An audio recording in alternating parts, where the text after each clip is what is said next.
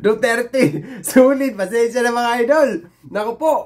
Ito ay magandang panoorin to kasi nandito siya ngayon sa Quirino Grandstand si Akil. Alam at kilalang kilala niyo to, si Attorney Rowena Guanzon, Batikan na commissioner at saka Batikan na aktivista to. Panoorin natin to. Alam natin to na anti-Marcos to eh. Kaya tara, let's go.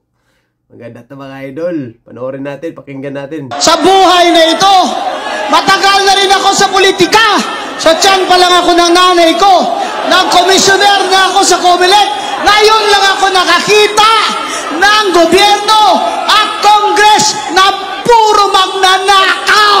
Mga kababayan, tayo ba ay nasa demokrasya? Tayo ba ay sa malayang bayan? Namili ba tayo noong nakaraang eleksyon? Pero tama ba ang mga ginagawa nila sa ating bayan ngayon? Hindi tama, hindi tama, hindi tama, hindi tama, hindi tama, hindi tama, hindi tama. Kaya tayo nandito ngayon, naninindigan tayong lahat dahil ito ang katungkulan ng mamamayan, hindi lamang sa ating saligang batas, kundi sa ating mga pamilya at sa future ng ating mga anak. Kung pinili natin ang demokrasya, tayo ay pinangakuan na sa demokratik na gobyerno ay mapapag-unlad ang ating bayan, mapapaaral ang ating mga anak, mabibigyan ng trabaho ang ating pamilya, ibibigyan ng hustisya pati ang mga mahihirap. Ulitin natin yung sinabi niya. Doon ako natawa mga idol. Grabe. Ibang klase dito, bumanat talaga to si Rowena. Talaga anti-Marcos to. Sabi pa nga yan noon, hindi talaga ako nagkamali. Di ba? Oh. Hindi talaga siya nagkamali na grabe itong na ngayon. Pati taga-kongreso ay mga... Ano sabi niya ito? Nakalimutan ko. Ano sabi niya? Ang nanay ko, nang komisyoner na ako sa Comelec, ngayon lang ako nakakita ng gobyerno at Congress na puro magnanakaw. Mga kababayan, tayo... Ngayon lang ako nakakita ng Congress at gobyerno na puro magnanakaw. Grabe, lutong mga idol. Grabe talaga to si Attorney Rowena, no? Dating siya commissioner Di ba sabi niya, nasa tiyan pa lang siya ng nanay niya. Politiko na siya. Alam niyo mga idol, ito, legit na dilawan yan. Nagbagong buhay. Nagbagong buhay ito si Attorney. Ay nako, grabe ito. Ito halos grabe siya ngayon. Talagang nagbago siya ngayon. Nagbalik loob siya sa mga Duterte. Talagang doon niya nakita ang pagkakaiba. Alam natin lahat yan mga idol. Lalo na siya, dilawan siya, di ba?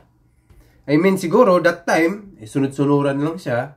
Dati siyang commissioner, dati siyang nasa Comelec, di ba? Sunod-sunod lang siya kung anong nasaayon. Ganun naman nangyayari noon 30 years, mga idol. 30 years tayong nalugmok sa kahirapan na hindi umangat ang bansa. Alam niya na yan. Kaya tayo ba ay nasa democratic na bansa, sabi niya?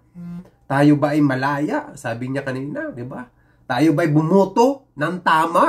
Oh, sabi niya. Oh, tama ba ang ginagawa nila sa atin? Di ba? Kasi ang pinag-uusapan dito, future ng ating mga anak. Yun ang sabi niya. Kahit naman sino mga idol. Kasi itong nangyayari sa bansa natin ngayon ay talagang napakahirap na. Lalong wala nang magandang nangyayari.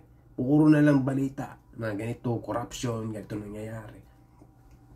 Lantaran na, Kita. Kita yung mga congressman dyan sa kongreso. Oh. Ngayon, sumibat na si Bunuan. Yung taga DPWH. Oh. May problema rin yun sa ICI. Inaudit doon, wala. Ghost project pala. Ay, nako po. O, anong gagawin natin dito ngayon? Kaya, itong mga kababayan, kasi nandyan si Rowena Guanzon sa Quirino Grandstand, talagang nananawagan siya para sa ating lahat. Ikaw man ay ordinaryong tao, edukado man o hindi, tayo ay magkaisa. Wala nang nangyayari sa atin. Dapat, itong taga Malacanang, bumaba na talaga. Ito, nandyan si Inday, oh. Duterte. Di ba? Baka Duterte na to eh. Nagbago, nakita niya yung pagkakaiba ng dilaw at saka green. Oh, di ba? Sa panahon ng mga dilaw, wala talagang nangyari, puro na lang uchu-chu-chu-chu-chu. Wala namang nangyari noon. Ilang presidente ba? Wala, di ba? Lalong bumabagsak ang Pilipinas. Dumating, Tatay Digong, itong mga Duterte. Pasalamat talaga tayo. Dumating sila. Nabuhayan tayo eh. Kaya tuloy ang mga tao ngayon nagkaroon ng pag-asa. Bakit si Duterte noon nagawa niya? Pandemic pa that time. Ngayon, ang ginagawa nila ngayon, talagang paninira. Grabe ang kabot si Inday Sara ang ano. Kasi grabe ang ano nito. Si Inday Sara, grabe ang voters ito. Talagang tiwala ng tao. Dito sila problema ngayon si Inday. Kaya binabanatan nila ngayon si Inday. Kasi once makabalik ang mga Duterte sa loob, lahat yan sila dyan. Mabubulabog ang kanilang laro. Yan ang totoo talaga dyan. Alam na ni Atty. Guanzon yan. Nasa ano siya eh. Dati siyang commissioner eh. Alam niya yung mga kalakad dyan. Alam niya mga nangyayari ngayon. Diba? Kaya nga dito sa pabor sa Duterte, nakita niya. Oh, dati siyang legit dilawan siya, diba? Nag-ano siya sa ano. Siya talagang legit na dilawan yan. O ngayon, nag-Duterte siya ngayon. Grabe niyang fans. Diba? Ganun yun.